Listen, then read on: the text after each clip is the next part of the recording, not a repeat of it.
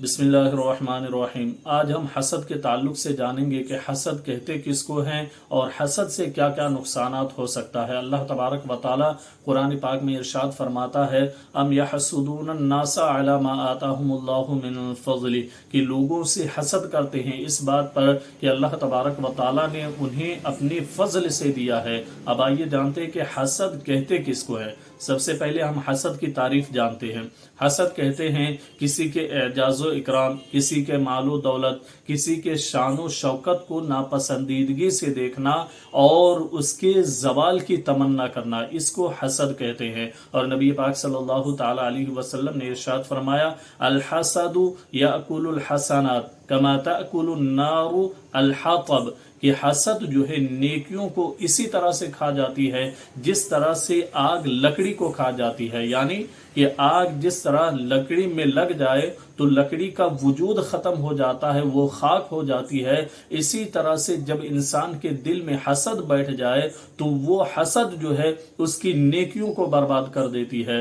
और Mohammad bin Sirin रजी अल्लाह ताला अन्हु फरमाते हैं कि मैं दुनिया वालों से कभी हसद नहीं करता, इसलिए कि अगर वो जन्नती है तो उसके लिए ये दुनिया के मालो दौलत, दुनिया के शानो शौकत कुछ भी नहीं है, हेच है उसके सामने। लेकिन अगर वो जहन्नमी है तो फिर ये दुनियावी नियामतें उसके लिए क्या फायदा रखता है। और नबी पाक सल्लल्लाहु ताला अलैहि वसल्लम ने एक हदीस पाक में और बताया कि इंसान को अपने भाइयों से मोहब्बत करना चाहिए और इसी तरह से उसके लिए भी वो चीजें पसंद करनी चाहिए जो चीजें इंसान खुद के लिए पसंद करता है। खुद नबी पाक सल्लल्लाहु ताला अलैहि वसल्लम ने इरशाद फरमाया, ला युमिनु अहदुकुम हत्ता अहब्बा लि अखीहि मा युहिब्बु बिनफ्सिहि, कि यानी तुम में से कोई भी शख्स उस वक्त तक कामिल मोमिन नहीं हो सकता जब तक कि वो अपने भाई के लिए वो ही चीज पसंद ना करे जो खुद के लिए पसंद करता है। सुभान अल्लाह, ईमान की ये भी एक सिफत है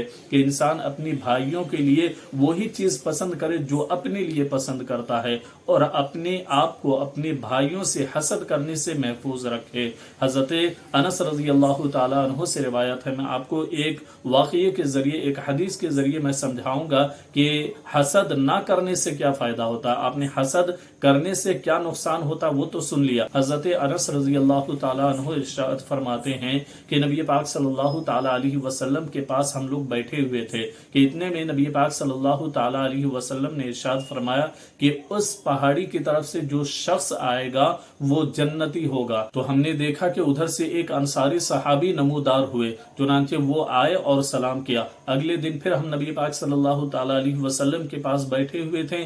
फिर नबी पाक सल्लल्लाहु ताला अलैहि वसल्लम ने फरमाया कि इस पहाड़ की तरफ से आने वाला शख्स जन्नती है। चुनांचे फिर वही देखा कि वही शख्स, वही अंसारी शख्स नमूदार हुआ। तीसरे दिन भी नबी पाक सल्लल्लाहु ताला अलैहि वसल्लम ने वही लफ्ज दोहराया और तीसरे दिन भी वही अंसारी सहाबी थे।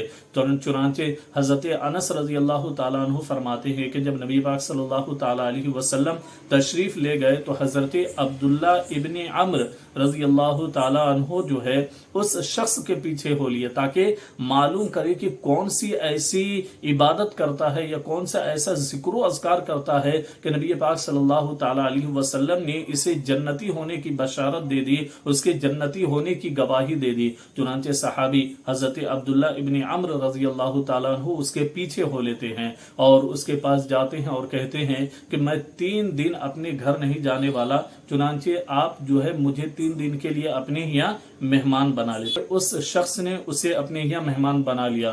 3 दिन तक वो शख्स हजरत अब्दुल्ला इब्ने अम्र उस शख्स के घर पर ठहरे रहे ताकि देखे कि कौन सा ऐसी जिक्र अज़कार करता है या कौन सी ऐसी इबादत करता है जिसके जरिए इसे जन्नत की बशारत दी गई है।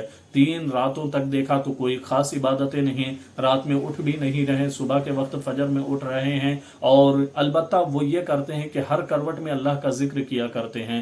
चुनांचे जब 3 दिन गुजर गए तो वो वापस लौटने का इरादा किया, लेकिन फिर सोचा कि चलो पूछ ही लेते हैं कि शायद मालूम चल जाए कि कोई खास अमल हो जिसके जरिए नबी पाक सल्लल्लाहु ताला अलैहि वसल्लम ने इसके जन्नती होने का फरमान जारी फरमाया। चुनांचे हजरत अब्दुल्ला इब्ने अम्र पूछते हैं कि ये बताएं कि नबी पाक सल्लल्लाहु ताला अलैहि वसल्लम ने आपके लिए 3 दिन तक फरमाया कि अगर जन्नती को देखना है तो इसे देख लो, वो देखो जन्नती بڑھتی چلا آ رہا ہے۔ آخر آپ ایسا کون سا عمل کرتے ہیں جس کے بنا پر نبی پاک صلی اللہ تعالیٰ علیہ وسلم نے آپ کے لیے جنت کی شہادت دے دی ہے؟ چنانچہ اس شخص نے کہا کہ آپ نے تو دیکھ ہی لیا، میں کوئی خاص عبادت نہیں کرتا ہوں، وہی عبادتیں ہیں جو آپ کرتے ہیں۔ چنانچہ جب حضرت عبداللہ ابن عمرو واپس لوٹنے لگے تو اس شخص نے اسے روکا اور کہا کہ ایک خاص عبادت ہے، شاید اس کی بنا پر نبی پاک صلی اللہ تعالیٰ علیہ وسلم نے فرمایا ہو۔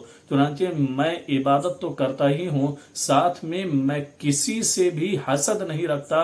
کسی کو اللہ نے اگر نعمتیں دی ہے تو اس نعمت پر میں حسد نہیں کرتا، اپنے آپ کو، اپنے دل کو حسد کی قدورت سے پاک رکھتا ہوں۔ چنانچہ جب حضرت عبداللہ ابن عمرو نے یہ سنا تو وہ سمجھ گئے کہ یہی وہ عبادت ہے، اپنے آپ کو حسد سے بچانا، اپنے بھائیوں کے حسد سے بچنا، یہی ایسی عبادت ہے جس کے بنا پر نبی پاک صلی اللہ تعالیٰ علیہ وسلم نے اس کے لیے جنتی ہونے کا فرمان جاری فرمایا۔ بے شک سبحان اللہ، ہمیں اور آپ کو چاہیے کہ ہم حسد سے بچیں، کیونکہ حسد ایک ایسی قدورت ہے، ایک ایسی برائی ہے کہ جو آپ کی عبادتوں کو، آپ کی نیکیوں کو بھی کھا جاتا ہے اور آپ کو نقصان بھی پہنچاتا ہے۔ اس لیے حسد سے بچیں۔